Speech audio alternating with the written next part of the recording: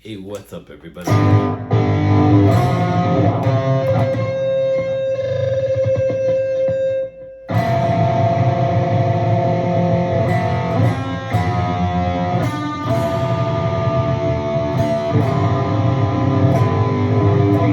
Close enough.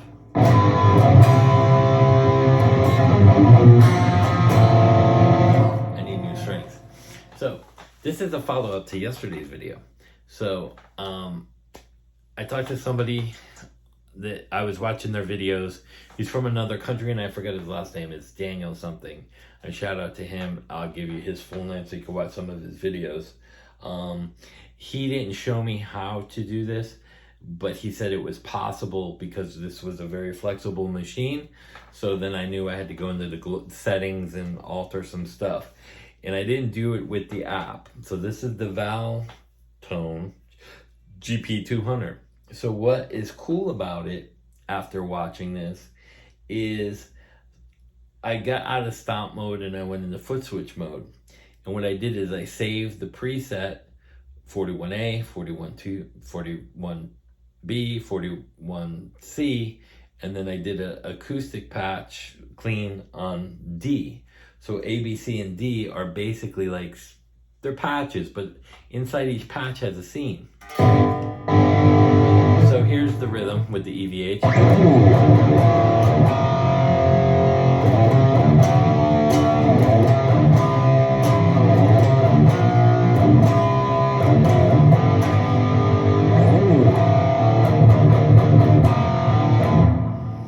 So now I named that classic EVH because it's the EVH head and cab. Now if you hear the volume, 41C gets a patch. The patch is louder, so the patch volume I saved a little louder. 167, the other one's 82.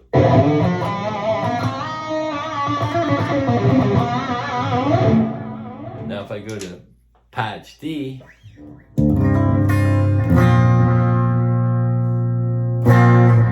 hear the delay? So inside D,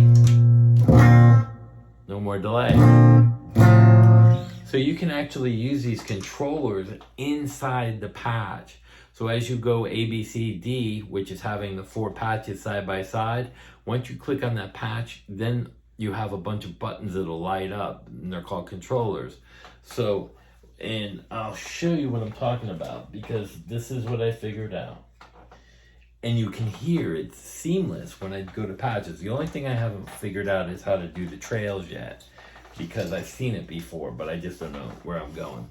So here's the acoustic patch, right? You see the red. Red means it's,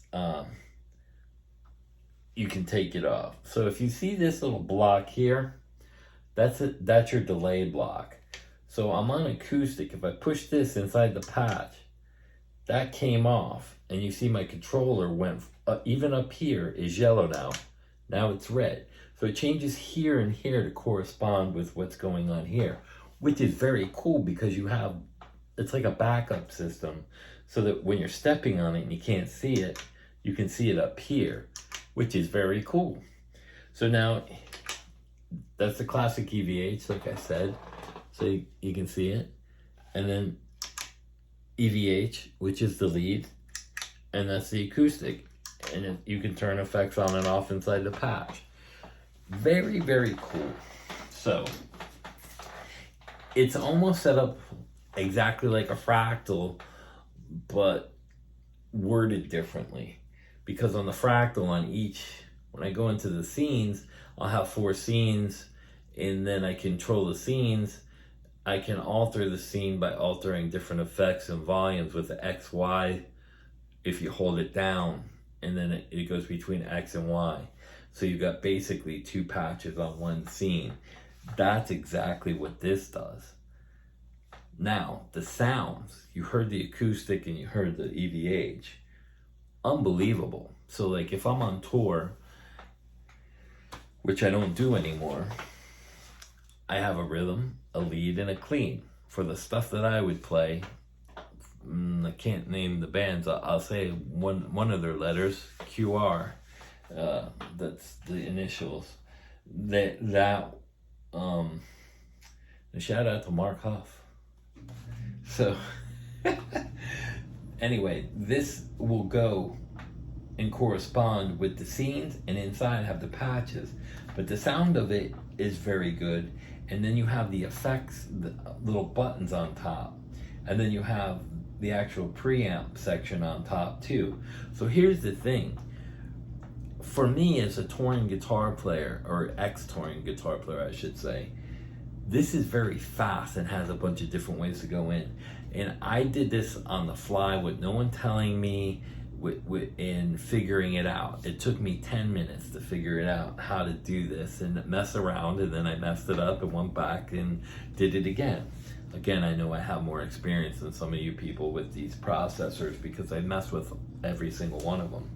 Now, the only thing I know this won't do is it's not going to profile, but you can get free patches and and download IRs and stuff into this, which is a bonus too. For me, profiling doesn't matter.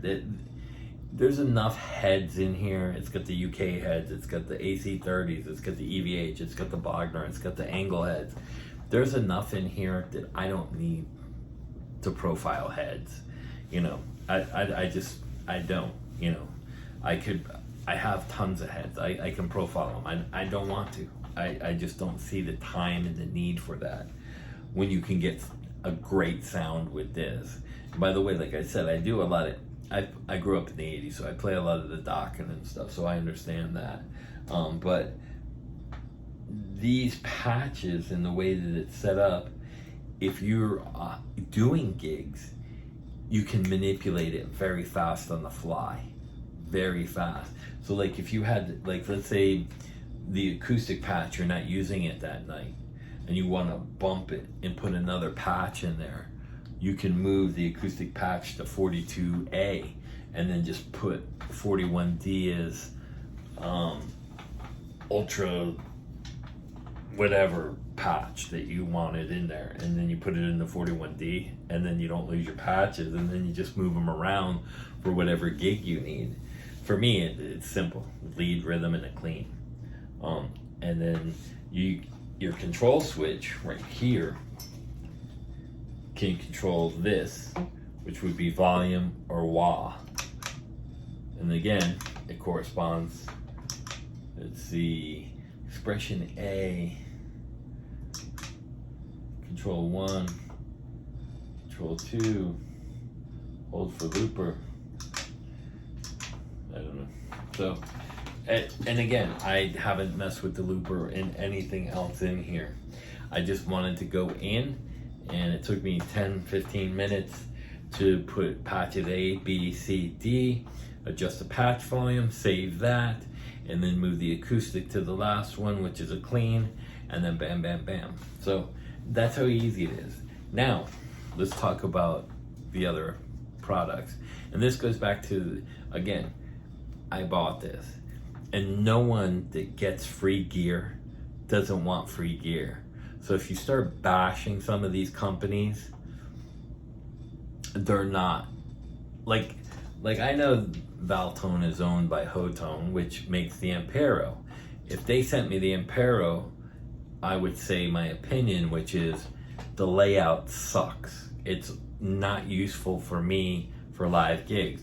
It would be good in the studio or good for someone messing around at home. But for somebody like me who's a professional touring guy, I couldn't use it. It sucks. And for me, even if they sent it to me and it was free, I'd say, listen, I'm just gonna give it away, and the 101, you know, whatever, or do like some kind of contest to give them away. I wouldn't keep them. Now, if they're given to me. Now, like this, if I didn't have a fractal, and money is not an issue for me. I have no qualms about buying gear. My wife will tell you I spend way too much money. But fractal or not, this pedal board would suit me for any gig anywhere in the world. It is that good of a pedal, and especially for the price point. It's cheaper than a Pod Go. It's better than a Podgo. It's the Headrush M5 is a great pedal, but this blows it out of the water. It does. It blows it out of the water. This is better than the Ampero. The Ampero sounds are the same, but the setup, the layout of it sucks for me. It's just like Tonex. Tonex has no layout for me. It's useless for live. That's why I like all the buttons on the AX8, the Fractal. You know, now they came out with the FM9, which I would consider looking at because I like having all those parameters that I can do a bottom row of scenes and have my top ones as pedals that I can take on and off, which here does the same thing, but instead of using the top row as pedals, like I said, if you go in this patch, now your bottom row is still pedals because you have corresponding things that light up. You see that delay, little delay? On, off, on. That's how cool it is. It really is. So regardless of the price point, I think it's better than the Podgo. I'd buy it over a Helix because of the price and the layout and the setup. It's an amazing pedal board. Just in general, who cares about the price? But the bonus is, it's $350 brand new. Even the more, the GE 250 is like $499, I think, or $399. It's still $50 more when this is set up better, in my opinion. The GE 700, which would be comparable to that, is I think what, $800, $700. This is $350. I can get two of these.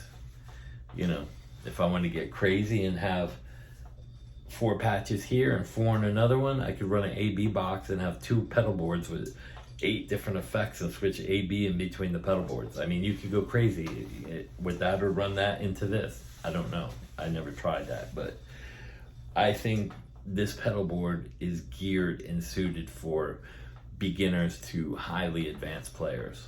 I mean, I toured with some of the biggest bands in the world. I would take this on those gigs. No qualms. And I would be happy with the sound and the way they perform. So I thought I'd give you guys the update about that. If I figure out the trails, maybe I'll show you guys how I do the trails or how I figured it out. But that's here and there. That's not that important because it seems like it's a seamless switch in between the A, B, C, D. Even when you bank up and down, you know, you can go to a patch up or a patch down, so you can have your lead rhythm, but you can't get to the rhythm to the clean quick. That's my opinion, but it's an incredible pedal for the money. And not even if you take away the money and you were just listening to them through headphones, this would compare with Helix, the Fractal, and Kemper. And for $350, I think it's a Kemper killer and a Fractal killer. I know Fractal's my main, and I'll tell you why I like it better than a Fractal. And again, see this? The thickness? When I'm standing up and my heel's here, on my Fractal, like that, if I'm running around the stage and sweating and I gotta put my feet, it's such a, it would be like trying to get to that. Your feet on the Fractal are so cocked up. I mean, I know you probably could lift the board in the back and angle it and then get to it up better, but then who wants to do that? I think Fractal needs to make their pedal boards more on the thinner line, especially that first row. Maybe box it in a little bit. I don't know. But anyway, that's my opinion of this. It's an incredible pedal, regardless of money. And that's the bonus. It's cheap enough to get 2 of them. So peace out. Enjoy your weekend.